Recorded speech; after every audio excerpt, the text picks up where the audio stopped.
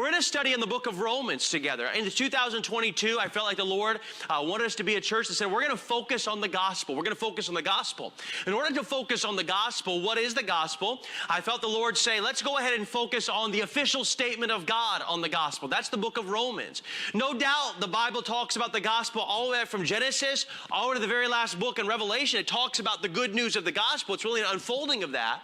But you will find no book more succinctly, more clearly, and no more from an official posture stating, here is unequivocally the gospel of Jesus Christ. I would challenge you, if you're studying the gospel, you say, well, I heard something or I heard something here. Look at the book of Romans. So that's what we're studying. And as we study the book of Romans, I got to kind of bring us up to speed a little bit on this. As we're studying this, really the kind of the premise that's happening in Romans, I told you this is a very technical book, so you have to kind of plow through this with me. But the premise in chapter 1 and verse number 17 is basically meant to say, I'm going to prove to you that salvation is by faith and faith alone. Nothing else, but by faith and faith alone in Jesus Christ. I'm going to prove that to you. Well, how are you going to prove that to us? He's going to prove that to us through a series of basically kind of a court case showing the guilt of mankind.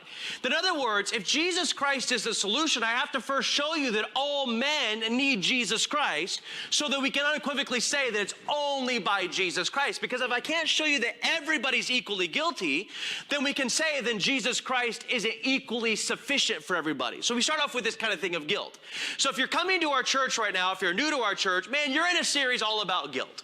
That's what it is. You're going to walk out, man, I feel guilty going to that church. Well, that's what's supposed to happen in Romans, but this is not the end of the story. He's showing us the bad news so that he might show us the good news, okay? So bear with me as we go through the bad news. Okay, so he's basically coming up with three different kind of broad categories. He said, let's talk about the pagans. Yeah, the pagans. Who are the pagans? The pagans are people who don't believe in God. They don't care about God. They don't care if they do bad, wicked things. They don't care if they loot or steal or beat up or rape or incest. They don't really care. The pagans out there. And he's going to show you that they are guilty before God. Well, we didn't know. We didn't know. No, we all knew. We all knew. And he showed that in chapter number 1. Then he's going to move to this other category of people. They're not pagans, but they're not religious people. They're just the kind of the good guy. I mean, he doesn't do that much bad stuff. He's never actually, murdered anybody. I mean, he's not been like in many affairs. He isn't actually happy about his affair like those pagans over there. I mean, he shouldn't have done it, but I mean, he's a kind of a good guy. And we talked about how he shows they're guilty. Then we kind of paused for just a little bit to kind of show the nature of the conscience and how it works in us. But all of a sudden, rising to the top is going to be this large category known as the religious.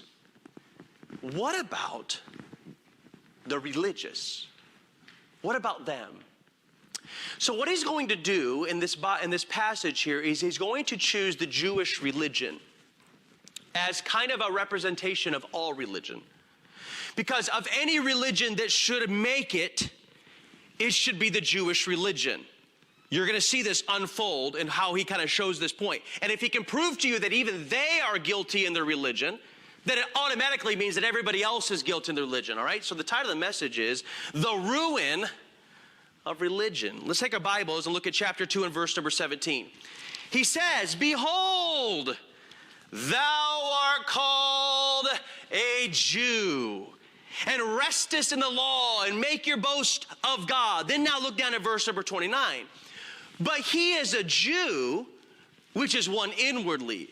And circumcision is that of the heart and in the spirit, and not in the letter, whose praise is not of men, but of God. Pastor, you skipped a lot. That's because this is a chock-full message that you're going to have to buckle up for. I got a lot to cover.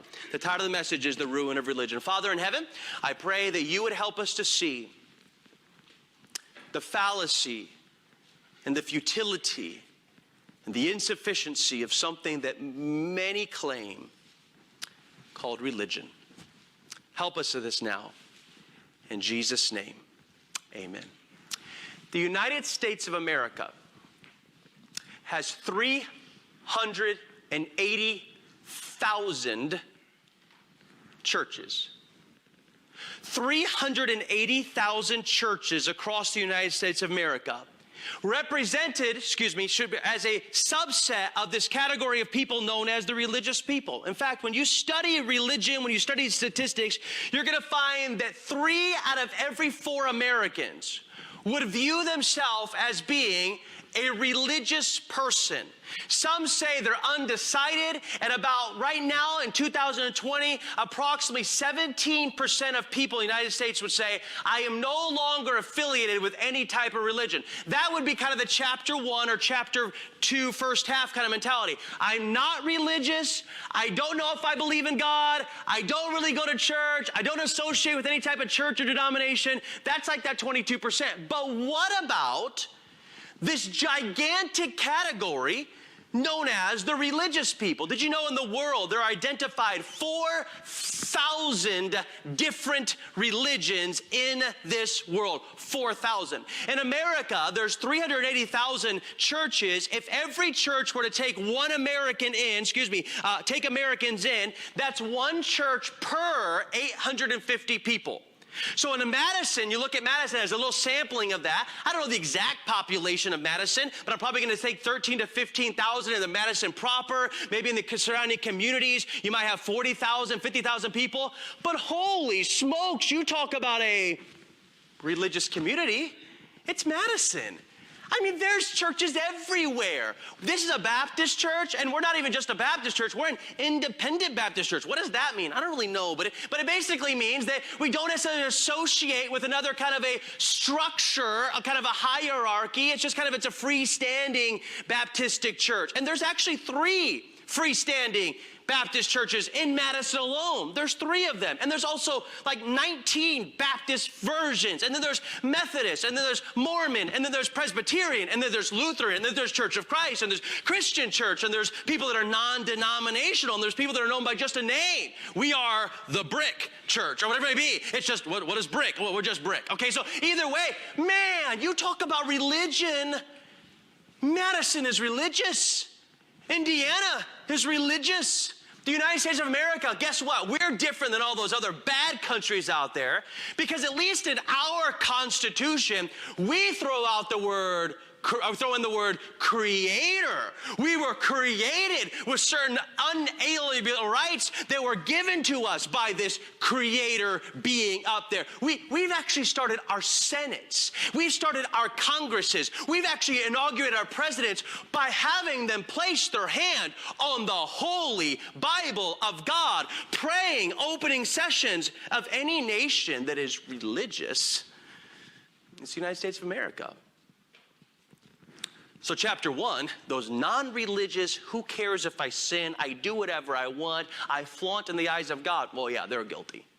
And these people that are in the kind of the middle there, where they're not really bad, but they're not religious, they're just kind of these moral people, he says, I'm showing you they're guilty as well, just as much as them.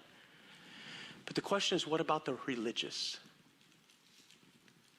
What about the person that says, I was raised Baptist. I was raised Catholic. I was raised fill in the blank. You know what? I don't want that, or maybe you do want that, whatever it may be. What about that category of people? What about the people that come to a church called Green Road Baptist Church at 10:30 in the morning? What about those people that are extra crazy, and they don't just come once a week? They come like Sunday school, like pre-church church.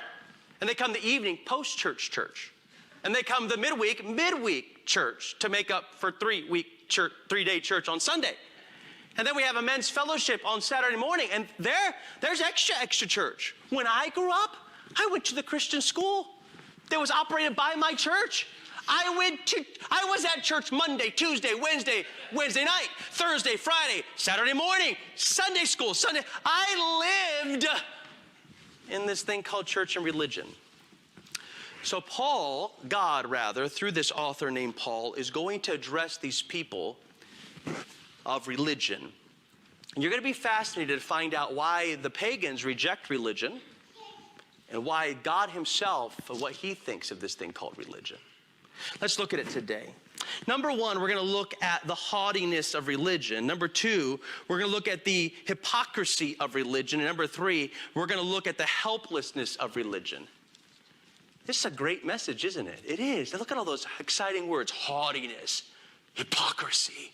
This is wonderful. I'm excited about this. All right, so number one, let's look at the haughtiness. Okay, so Paul the Apostle was raised in Judaism. Paul the Apostle used to be known as Saul, and he was a Jew of all Jews. He knows the Jewish religion.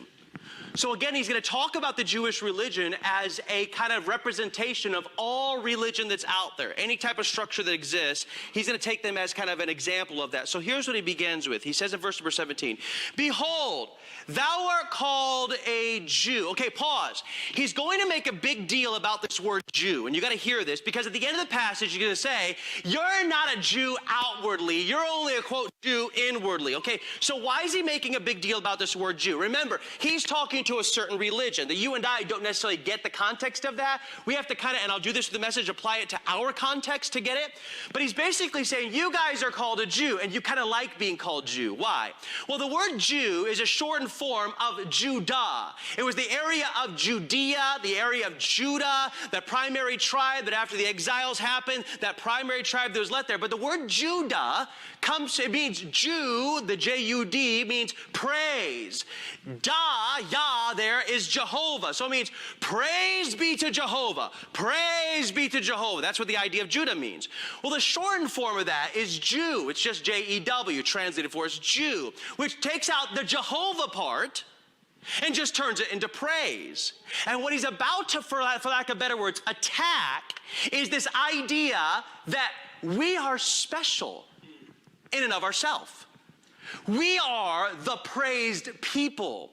We have the prized religion. We have the most noble of all callings when it comes to this person called God. We are elevated above the rest of you guys out there because we have the religion of God. So he begins to say this. Let me show you how you guys think. He says this in verse number 1. He says, you guys are resting in the law. He actually makes 4 different statements about them. He says, you guys are resting in the law, verse number 17. You make your boast in God. Verse number 18, you know his will. Number 4, and you approve the things that are more excellent. Okay, so he makes 4 different statements about them. He said, let me talk about your religion real quick, all right? You guys rest in the law. You guys make your boast in God. You guys know his will. And you guys approve the most excellent things. So let's talk about the Jews' religion. Ready? Here's what he says. He said, you guys... What's the first phrase there? He said, you guys make your rest in the law. Meaning, we have the law of God, and we know that we are okay because we have the law of God. We are perfectly content. We have nothing to worry about this thing called hell and condemnation. We have nothing to worry about the judgment of God. We rest in what we have been given, known as the law of God. And we make our boast in God, meaning if anybody that God likes, if anybody that God loves, if anybody that God is for and gives like a star to, it's us. We're the Jews. We're the people that were rescued. We're the people that conquered. We were the people that overcame Jericho. We're the people that God split the Red Sea for. We're the people that God miraculously brought out of the dust when Nebuchadnezzar overthrew the entire city of Jerusalem. We are this miraculous group of people that obviously God likes more than everybody else. And he says, and you also know God's will. Oh, if you want to learn about God, come to the Jews. I mean, every Saturday they teach God. I mean, they have verses everywhere. They have it on their foreheads. They do all these prayers Monday morning, Monday afternoon, Monday the evening before they go to bed. Man, God, law, will. Here's what God wants. Don't do this, do this. And we know the law of God. And then he says, you approve the more excellent things. And what it means by that is basically as you live your life, you're involved in the kind of the upper crust of morality. I mean, if anybody that's doing, noble things, it's you guys, versus like the people that are joying in perversion, enjoying in the crime. We don't enjoy the crime. In fact, we're trying to better all that. Now, that doesn't exactly hit home, but let me move it to our kind of world. Ready? I was raised Baptist. I was raised Catholic.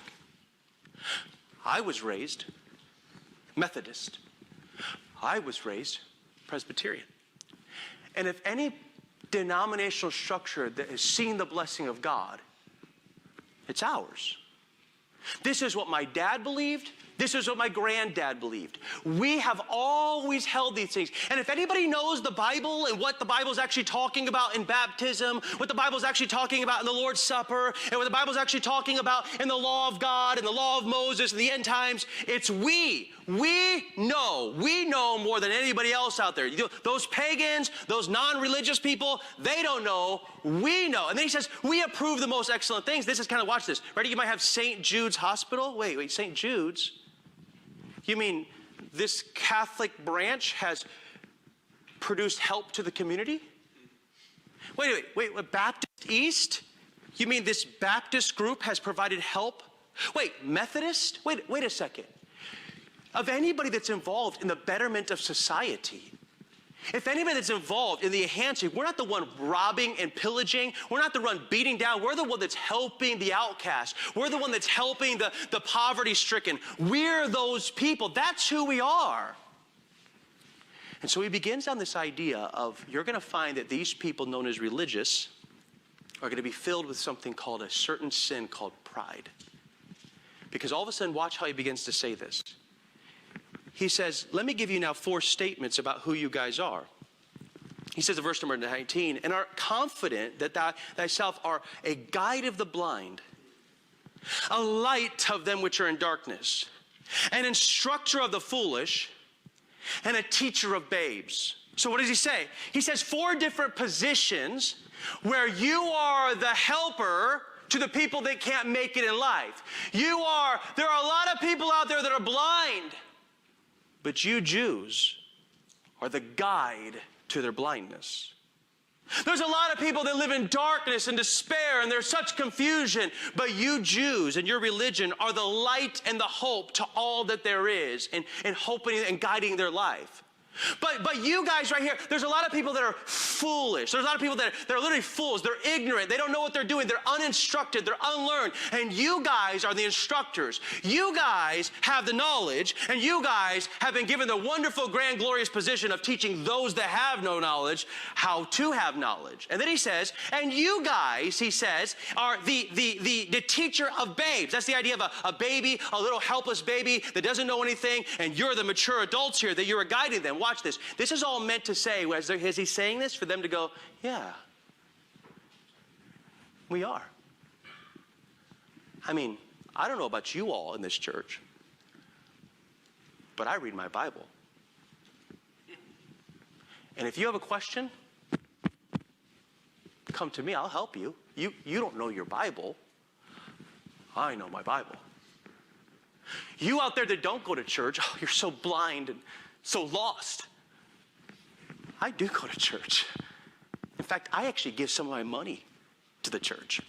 In fact, I have done religious things, and he's basically showing something that as he speaks this, there's a deep sense of pride that we are the Jews. We are the hope of the world. We are the solution for all of mankind. And he's basically about to accent that you have such a pride in your religion. Can I pause for 1 sec? In a few moments, he's going to show how their behavior blasphemes God and the world is blasphemed, because oftentimes the world rejects those that are, quote, religious because they are filled with such an arrogancy about their life. I'm in the know and you're not. I have figured it out and you haven't. You poor person on the side of the road, if only you would have found what I have found, then you would have been better. I found it, you didn't. And he's basically going to start to show, no, you didn't commit this sin. No, you didn't commit this sin, but you're guilty of a gigantic sin that overwhelms all of them, called pride. Can I tell you something about this thing called religion? This thing called religion feeds the pride. It feeds the focus away from praise be to God to praise be to us. I've arrived. I've achieved. I have conquered. I'm in the know. He gives number one a straightforward thing on this thing called haughtiness. He then goes on with this, and so number two, I want you to see this, and we'll spend some time here. He then moves to this idea of hypocrisy. He says in verse number 21, okay, you who are lifted up with we know all, you are lifted up there. We are the enlightened, we are the guides, we are the teachers, we are the instructors, we're the light, we're the solution. Our religion is the fix-all, fix-all. Here's what he says. He says, let me ask you some questions. He's basically going to bring up hypocrisy in two ways. He's going to bring hypocrisy of sin and hypocrisy of sacraments. I want you to see this. He says this in verse number 21. It's 22, 21, 20. 19, 21. Okay, there we go. Thou therefore that teachest another, teachest thou not thyself? And then he gets another statement. Thou that preachest a man should not steal, dost thou steal? Thou that sayest a man should not commit adultery, dost thou commit adultery? Thou that abhorrest idols, dost thou not commit sacrilege?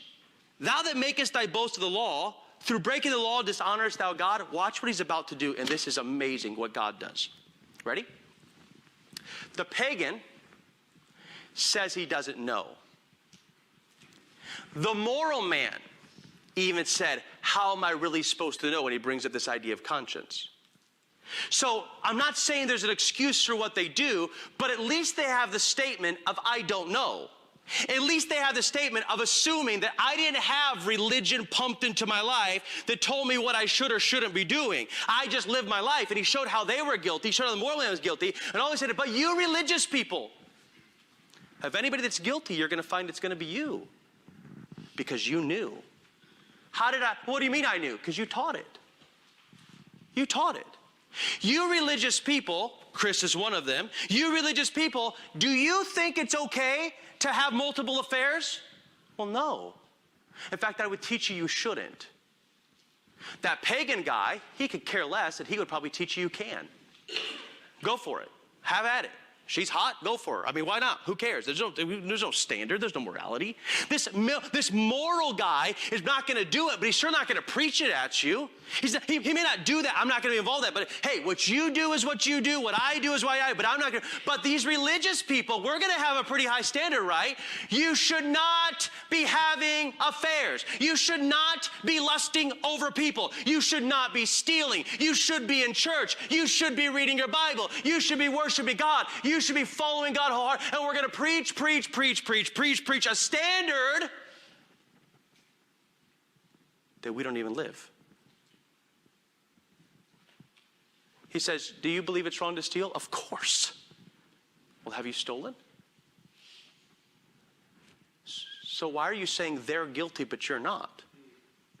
In fact, you're in a sense more guilty because you're teaching it. In fact, that's what we would say is the height of hypocrisy, right? The height of hypocrisy is when a police officer says, I'm going to hold you to this standard, but they're not going to hold them to their own standard. And that's where people look and say, I'm not saying all police officers are bad. I'm not. But I am saying the reason why people get enraged are like, but the standard that you're saying that we all have to keep, you don't even keep yourself. You're a hypocrite of all hypocrites. This is what's accused towards people that are religious. You're a hypocrite of all hypocrites. You act the same way away from church that I do.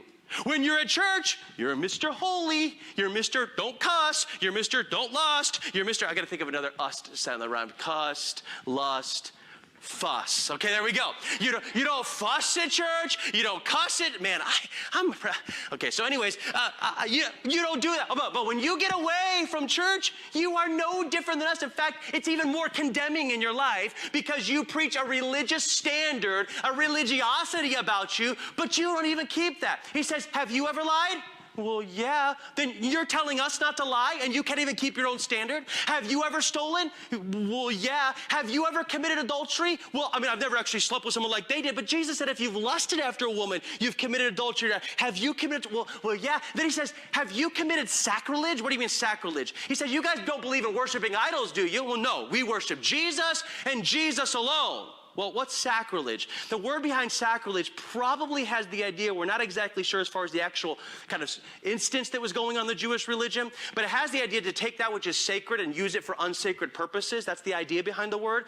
And what most people think was going on is when they were coming to the temple to buy sacrifices, they were price gouging. They were price gouging. So you would say, oh, you need to worship God. You need to worship God. How much is it for that lamb? And they would pick up some price that would profit them. So literally, in their worship God, you're taking advantage of it. So watch, here's the idea. You believe that God's first in your life? Yeah, God should be first. Then why is football first? God he should dominate my time. I'm religious. God is number one in my life. He's everything in my life. Then why don't you follow him? Why, when a trial comes, is it you quit on God? He's saying religion can produce very quickly a hypocrisy.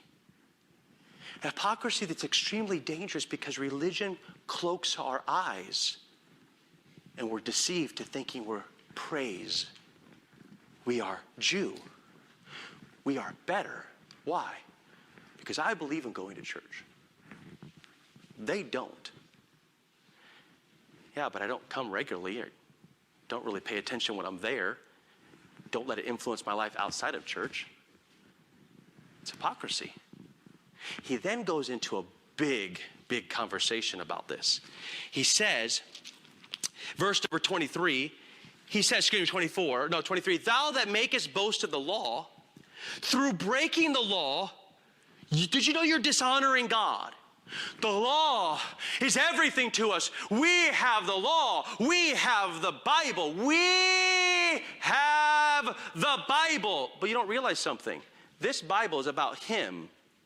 This Bible's about him. So when you break this, you're dishonoring him. And he's about to show you something, verse 24. For the name of God is blasphemed among the Gentiles through you, as it is written. Well, watch, he's about to say this. We have not sinned as religious people compared to those people that have sinned non-religious. And he's actually going to say, watch this. Your life of hypocrisy is causing them to commit the worst sin imaginable, to blaspheme God. Let me bring it into contemporary terms. Ready? Why would I want anything to do with your God when you're no different than me? So when two people stand before God, the guy that says, well, I didn't want anything to do with God because of the way that guy lived. I'm not saying that God is going to judge one more harsher because that's what he's going to prove. He's going to judge us all the same. But in just pure argument's sake, who's he going to hold more culpable? The guy that committed the crime or the guy that went along with the crime? The guy that was the leader of it, it was your fault. So he's saying you're taking this religion thing as if we are better off. Actually, the fact that you have this religion, so to speak, about your life, and the fact that you know these right or wrong things contrary to all those other people out there, and yet you don't do them, you are causing greater sin than if you never were religious in the first place. And then he moves pretty heavily. By the way, I told you this is a heavy message. Look what he says very heavily. He says, for the name of God is blasphemed among the Gentiles through you, as it is written.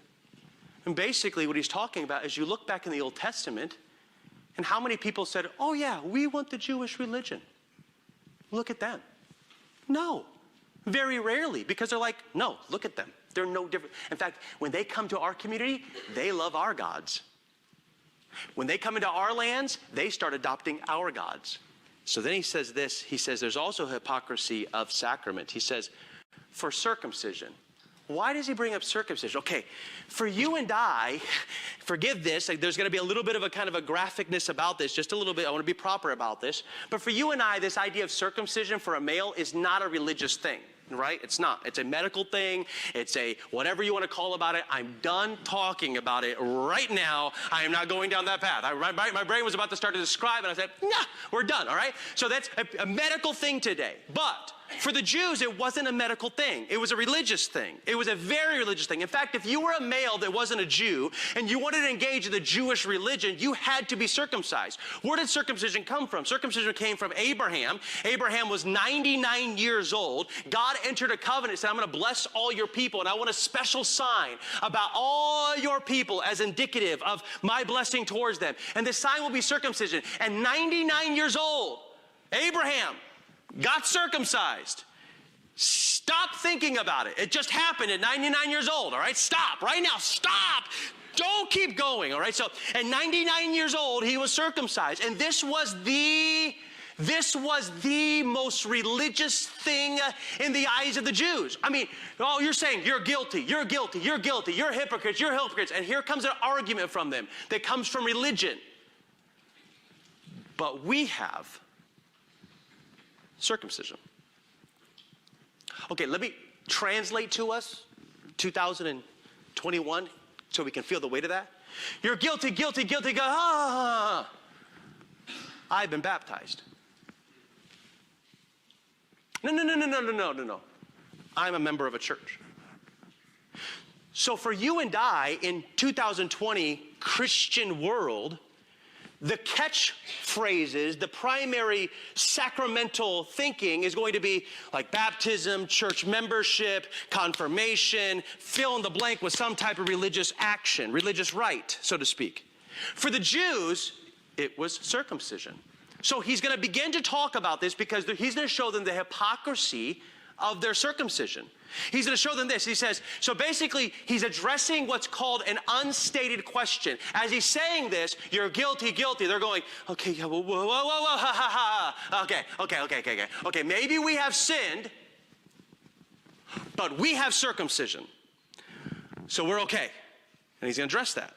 Look at the hypocrisy. He says, for circumcision verily profiteth, it truly has profit if you're keeping the law.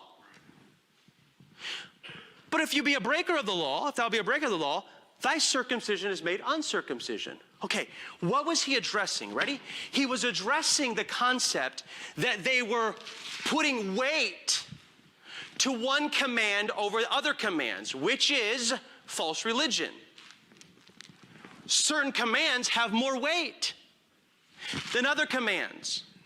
You might have failed here and here, but thankfully you prayed the rosary. That one time overcomes. Thankfully you attended a Baptist church. That one time overcomes. And watch, he says you're producing a weight. So I have here a bag of pens. All right, sometimes I'm like, wow, you are a ding dong. Okay, so I really wanted to get pennies, and I thought it would be better. But here's a bag of pens. Inside this bag right here is 83 pens. Oops, I lied. Just took one out. 82 pens. Okay, there's 82 pens. Did you know in the Jewish religion, there was 613 laws? 613 laws. Okay, so to give that to you visually, this bag right here is 82. To do that mathematically, to get to 613, it's probably 7.5 bags. So 7.5 of these pens. Okay, so here's a bag, here's a bag, here's a bag, here's a bag, 7.5. Let's put them in one giant bag representing all the laws. So what he basically is saying is, you guys broke this one, this one, this one, this one, this one, this one, this one, this one, this one, this one, this one, this one, this one, this one, this one, this one, this one, this one, this one, this one. But when you were 8 days old, you were circumcised.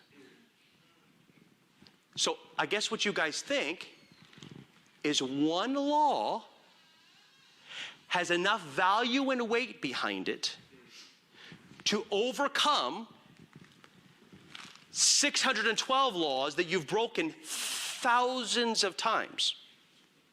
In fact, this one law wasn't even your choice. Your mom took you in as an 8-year-old boy. I told you I'm done.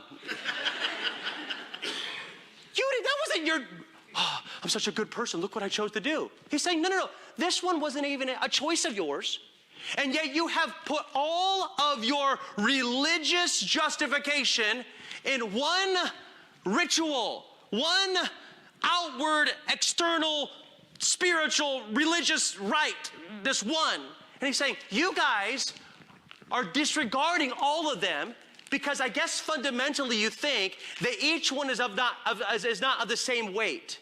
I guess what you think is that one pen doesn't weigh the same as another pen in the eyes of God. And there you have religion. Religion is if you keep these 15 things, they have really good weight before God. He says, no. Every command is equal. Disobedience is disobedience. Breaking of the law is breaking of the law. So here's his argument. He says in verse number 25, for circumcision profits in the scope of that all these mean something to you.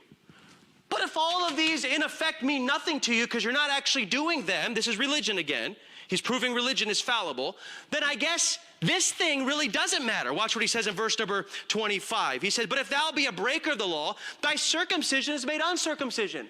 Oh, so you think before God, God's going to say, well, you are circumcised, so I will treat you in my special covenants because you're circumcised. I know there's 612 that you've broken like every day of your life. We won't worry about. No. He's saying, you don't think that one's weighted above the other, do you? They're like, well, no, actually, okay, you're right. Okay, every law of God is equal value. That's what he's saying. So then he says, okay, verse 26. Therefore, if the uncircumcision, meaning people that are uncircumcised, keep the righteousness of the law, shall not his uncircumcision be counted for circumcision? Okay, so get the picture here. This is amazing. Okay, so remember, they look down at the non-religious uncircumcised people. And he just said, you don't actually think that one law is more important than the other, do you? No, they all have equal value. They all have equal value. Okay. So if there's a person that's never been circumcised, but they're keeping, theoretically, hypothetically, every single one of them in absolute perfection, don't you think that that weight of 612 kept in absolute perfection would override their one little sin that they messed up on there? Don't you think that? Why are you saying that? Because what they're looking at is you are not religious because you did not do the religious thing. And so therefore, because you're not religious, you're not as good as us. What he's basically showing is no matter how way you look at it, it's not going to come through religion.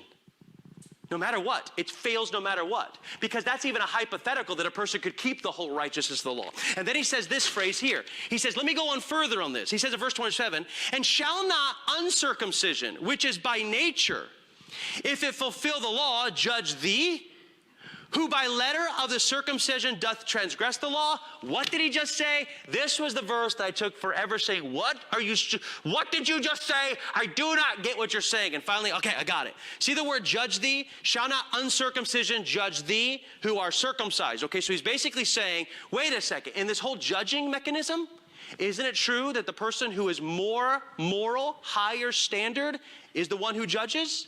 We don't let the lower standard, okay, the guy that's up there as a judge who just murdered a guy yesterday. No, you can't judge the guy that just murdered a guy yesterday. You have to have a higher standard, right? That's the higher standard is the one who casts judgment. That's the way this thing works. So he's saying, wait a second.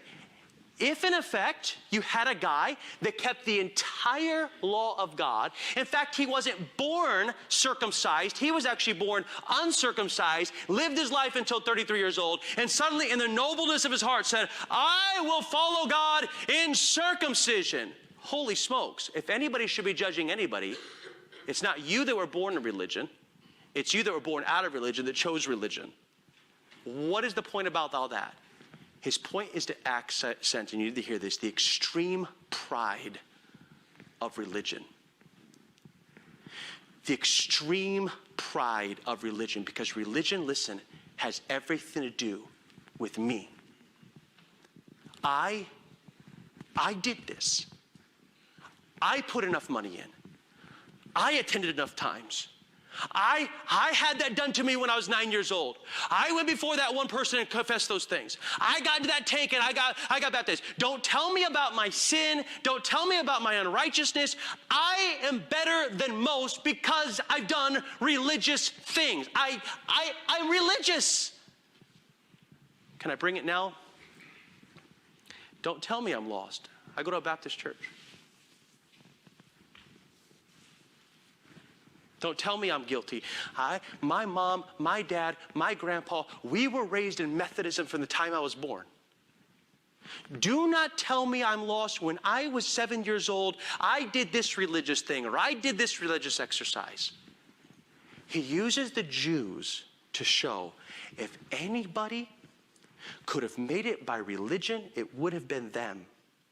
And by the way, in the next chapter, he's going to show the law was not meant to show how good you were. The law was meant to show how bad you were.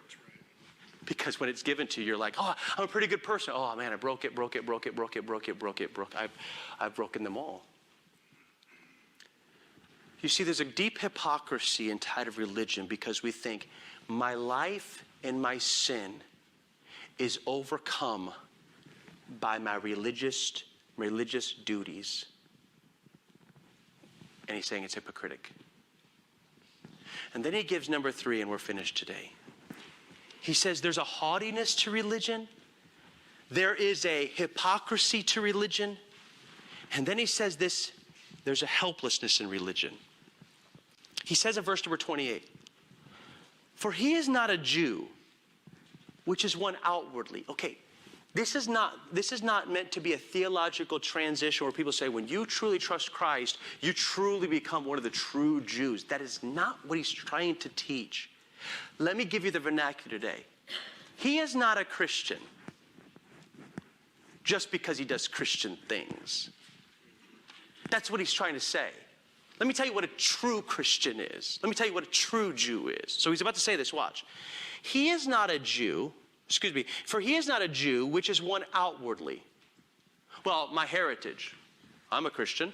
Remember, I'm switching these back and forth. I'm a Christian because Dad was a Christian. I'm a Christian because I was raised in church. That's what I did my entire life. I was raised in church. He says, no, he's not a Jew, one outwardly, because you have the skin color, because you have the things on the outside. Watch. Neither is that circumcision, which is outward of the flesh.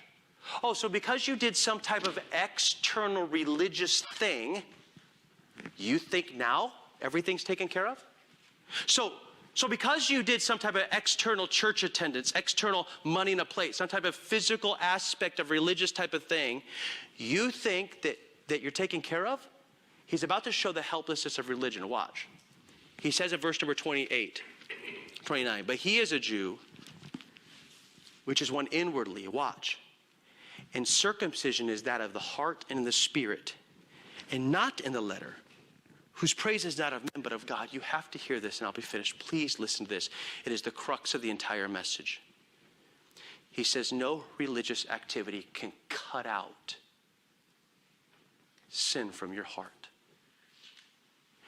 When he says circumcision, he's going to pivot in this word circumcision by saying, you feel like that you cut something out physically, as if that corrected something spiritually.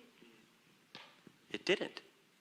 There was still a deep problem in you all called sin. And no religion can cut out the sin. No religious exercise can take away, he says, what needed to happen is a cutting, a circumcision, a removal of something in the heart and the spirit. What is he saying? He's saying, listen to me. You need to see this. Listen to me. If you're checking out, it's not a good thing. Listen to me on this. He's saying, those people that are really bad sinners over there, those people that are not religious and not this, they're sinners as well, but not I.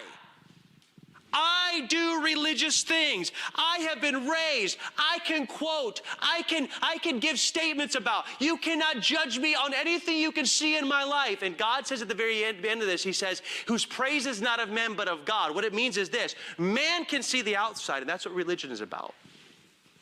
Religion is about the outside. Dress this, collar, do these certain religious things. Do all these things, and watch. Why is it that all these religious exercises are not correcting the heart? He says there's only one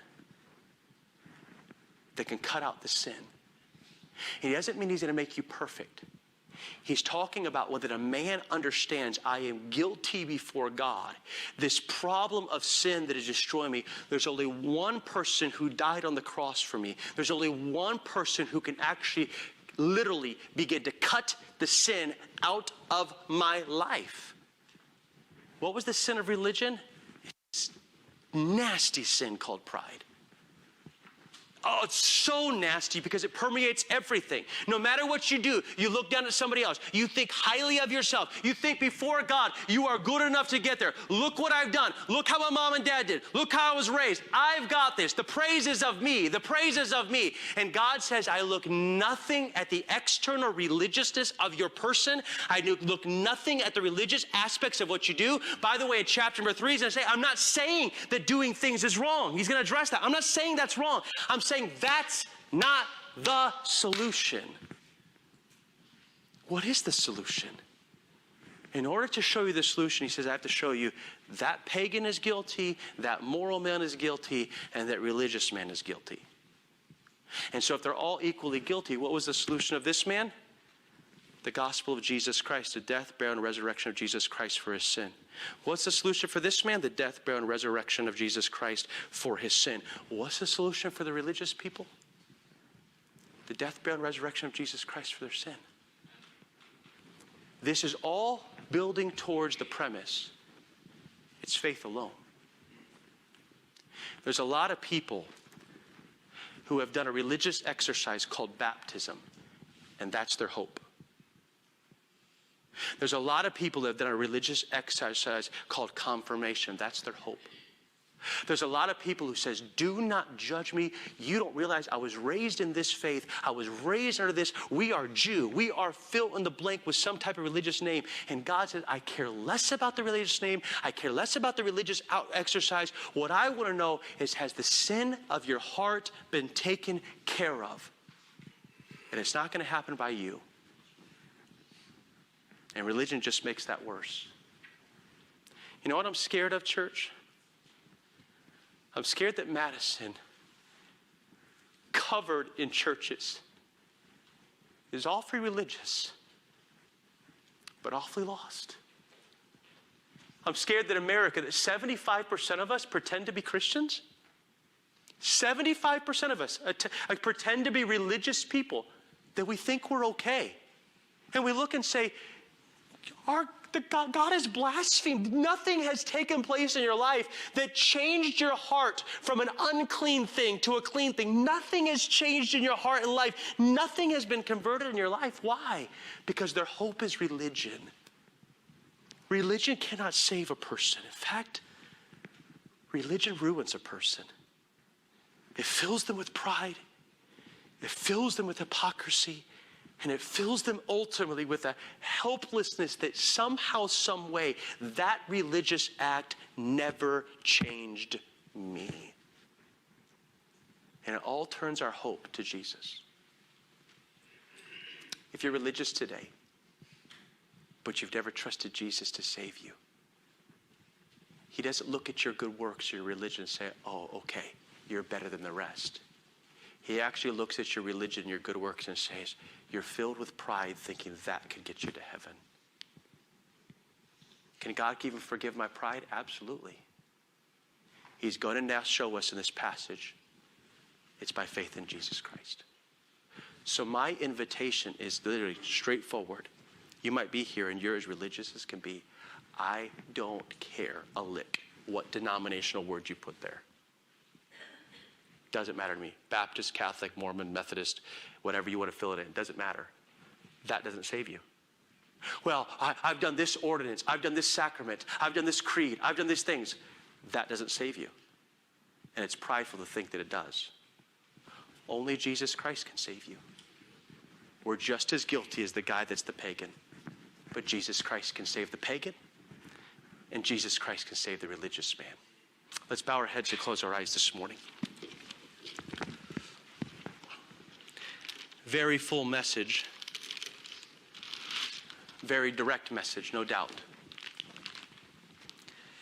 If you came in this morning, and this is in love and the straightforwardness of the scriptures, if you came in this morning and in your heart you're thinking to yourself, I know I'd go to heaven because, and you name some ritual, some creed, some rite, some sacrament, some physical statement. Those things do not save a person.